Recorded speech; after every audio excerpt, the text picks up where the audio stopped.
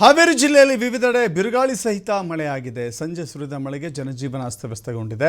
ಬ್ಯಾಡಗಿ ಮಾರುಕಟ್ಟೆಗೆ ನೀರು ನುಗ್ಗಿದೆ. ಹೇಳಿ ಕೇಳಿ ಬ್ಯಾಡಗಿ ಮಾರುಕಟ್ಟೆ ಮೆಣಸಿನಕಾಯಿಗೆ ಅಂತಾರಾಷ್ಟ್ರೀಯ ಮಟ್ಟದಲ್ಲಿ ಮನ್ನಣೆ ಇರುವಂಥ ಮಾರುಕಟ್ಟೆ.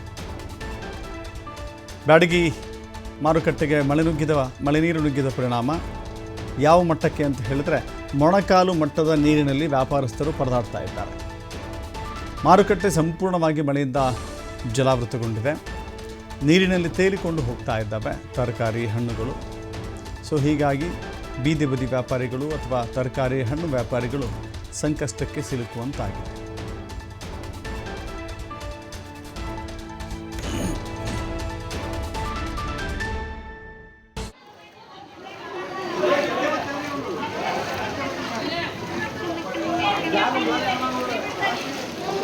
ಮತ್ತೆ ನಮ್ಮ ಯಾವ ನಿರೀಕ್ಷೆಯೂ ಕೂಡ ಇರಲಿಲ್ಲ. ದಿಢೀರನ್ನು ಸುರಿದಿರುವಂಥ ಮಳೆ ವ್ಯಾಪಾರಸ್ಥರನ್ನು ಬೀದಿಗೆ ಬರುವಂತೆ ಮಾಡಿದೆ. ವ್ಯಾಪಾರಸ್ಥರು ಕಂಗಾಲಾಗಿದ್ದಾರೆ. ತತ್ಕ್ಷಣವೇ ತರಕಾರಿಯನ್ನು ಎತ್ತಿಕೊಂಡು ಸುರಕ್ಷಿತ ಸ್ಥಳಕ್ಕೆ ಹೋಗುವಂಥ ವ್ಯವಸ್ಥೆ ಆಗಲಿಲ್ಲ. ಹೀಗಾಗಿ ತರಕಾರಿಯನ್ನು ಅಲ್ಲೇ ಬಿಟ್ಟು ಅವರು ಓಡೋಗಿದ್ದಾರೆ. ಹಾಗೆ ತರಕಾರಿ ಸಂಪೂರ್ಣವಾಗಿ ನೀರಿನಲ್ಲಿ ಕೊಚ್ಚಿ ಹೋಗಿದೆ. ಹೀಗಾಗಿ ವ್ಯಾಪಾರಸ್ಥರು ನಷ್ಟದ ಸುಳಿಗೆ ಸಿಲುಕಿದ್ದಾರೆ ಈ ಅನಿರೀಕ್ಷಿತ ಮಳೆಯಿಂದಾಗಿ.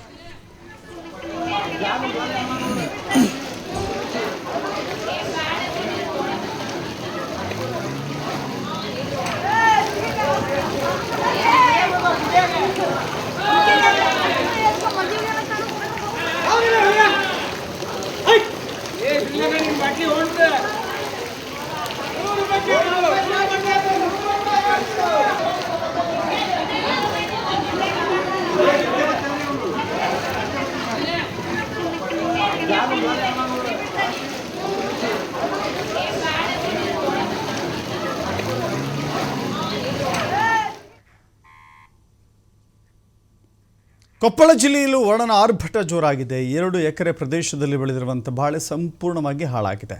ದೇವಪ್ಪ ಹೊಸಮನಿ ಎಂಬುವರಿಗೆ ಸೇರಿದಂಥ ಬೆಳೆ ನಾಶವಾಗಿದೆ. ರೈತರ ಬದುಕು ಕಸಿದುಕೊಂಡಿದೆ ಈ ಪೂರ್ವ ಮುಂಗಾರು ಮಳೆ.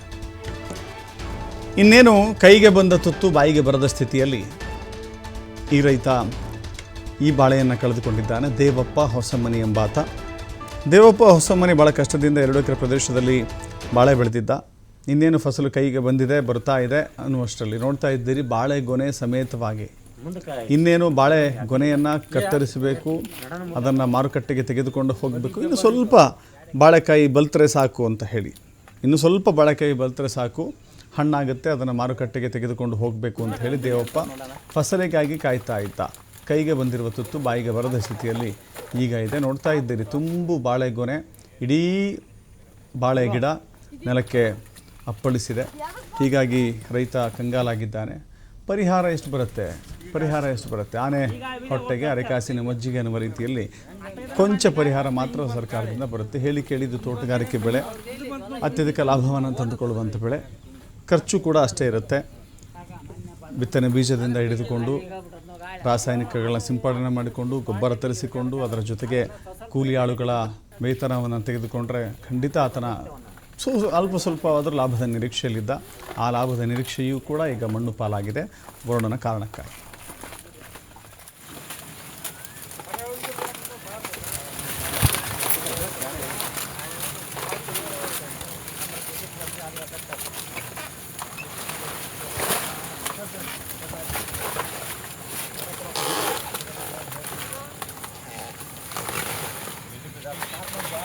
ಎಷ್ಟು ಎಕರೆ ಬೆಳೆದಿದ್ರಿ ಬಾಳೆ? ಇದು 3 ಎಕರೆ ಬಾಳೆ ರೀ. ಇದು ಇನ್ನೊಂದು 20 ದಿನಕ್ಕೆ ಕಟಾವು ಇತ್ತು. ಇನ್ನೊಂದು 20 ದಿನಕ್ಕೆ ಕಟಾವು ಮಾಡಿದರೆ ಒಂದು 15 ಲಕ್ಷ ರೂಪಾಯಿ ಕ್ರಾಪ್ ಇದೆ. ಈಗ ಒಂದು 5-6 ಲಕ್ಷ ರೂಪಾಯಿ ಖರ್ಚು ಐತಿ ಇದಕ್ಕೆ. ಈಗ ಇವತ್ತು ಅಕಾಲಿಕ ಗಾಳಿ ಬಿಟ್ಟೋದ್ರಿಂದ ಇದು ಇಷ್ಟು ಅನಾಹುತ ಆಗೈತಿ. ಇದಕ್ಕೆ ಸರ್ಕಾರ ಏನಾರ ಪರಿಹಾರ ಮಾಡಿಕೊಡ್ಬೇಕಂತೇಳಿ. ಯಾವ ಹಂತದಾಗ ಬಂದೈತಿ ಈಗ ಬಾಳೆ? ಕಟಾವಿನ ಹಂತಕ್ಕೆ ಬಂದೈತಿ. ಇನ್ನೊಂದು 20 ದಿನ ಕಟಾವು ಬರ್ತಿತ್ತು. ಈಗ ಇನ್ನು ಅಡ್ವಾನ್ಸ್ ಇದು ಹಿಂಗತಿ ಆಗಿ ಗಾಳಿ ಬಿಟ್ಟು ಎಲ್ಲ ಭಾಳ ಲಾಸ್ ಆಗಿದೆ. ಅಂದ್ರೆ ಸುತ್ತಮುತ್ತ ಎಲ್ಲ ಬಾಳೆ ಎಲ್ಲ ಲಾಸ್ ಆಗಿದೆ ಅಂತ? ಸುತ್ತಮುತ್ತ ಎಲ್ಲರೂ ಒಂದು ಗಿಡನೇ ಇಲ್ಲ ನೋಡ್ರಿ, ವಿಡಿಯೋದಾಗ ನೋಡ್ಕೇಳ್ರಿ, ಒಂದು ಗಿಡನೇ ಇಲ್ಲ.